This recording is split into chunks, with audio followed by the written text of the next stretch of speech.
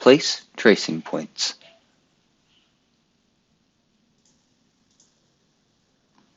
Tracing points allow placement of points in a single or double row at the desired elevation along a distance of an object. Field points can be placed at selected points, or you can select the beginning and end points on a segment of a straight object. Intermediate points can then be placed at a set spacing of your choice. Complete the following to place tracing points on your drawing. Field point entity. Click the drop-down and select the appropriate category from the list. If you want to change settings, click the settings gear next to the category field. The Field Point Settings window will open. You can change settings and properties of Field Point Entity prior to setting the point. Entity name. Click the drop-down and select the appropriate entity from the list representing the field point or set of field points. Entity details. Click the drop-down to expand entity details to view the entity drawing name, file location, and loaded in drawing information pertaining to the field point. Tracing field point under General. Click the drop-down and select the method tracing field point from the list. Single point. This option allows you to set a single point in your model. Single point with offset allows you to set an offset when placing a single point. When this option is selected, you must enter a value in the point offset from center field. Double point. This selection places 2 points at once using the point offset from center value. You might use this setting when you need to place 2 parallel objects at a time, such as hanging 2 parallel rows of rods from a ceiling. Description. Enter a description for this field. This helps define what the field point represents. Layer. Assign the field point to a particular drawing layer by selecting the layer from the list. Place annotations. To apply annotations to the point or set of points, click the drop-down and select the method by which you want to place annotations. The prefix is a user-defined identifier automatically inserted before the number field. The point number. Enter the starting number for this point or set of points.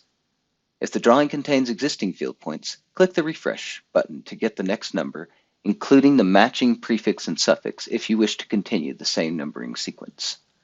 Suffix. The suffix is a user-defined identifier automatically inserted after the number field. You can enter up to 6 characters as prefix and suffix. Placement settings. Elevation. This property sets the elevation placement for the point or set of points. Click the drop-down.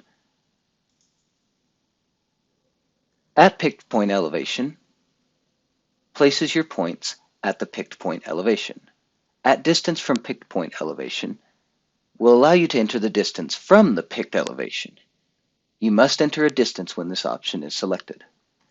At fixed elevation, enter the absolute elevation of the model, the point's distance from zero elevation. You must enter an absolute elevation when this option is selected. Tracing point placement. Point placement. Click the drop-down and select a placement option from the list. Tip: if you select a point placement of place intermediate points, you must also complete the following. Spacing between points, which is entering the distance between points. Minimum distance between points. Select the checkbox if you want to use a minimum distance between the points. You must also enter the minimum distance between the points. Attributes. You can enter up to 5 attributes to further define the field point or set of field points. Each attribute can contain 62 characters of information. Place points. When you are done setting the point properties, click Place, and the dialog box will close. When placing tracing points, find your start point and click once. Using polar or any other direction that you would like to choose, or snapping, will set the points along that line in your specified distances. And as you follow, you will be able to place them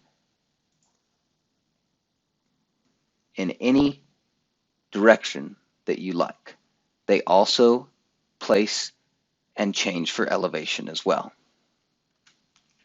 So if I needed to go from the base of this quadrant for this caisson to the top of the next one, click Place Tracing Points, click Place, click the bottom of your caisson, click the top,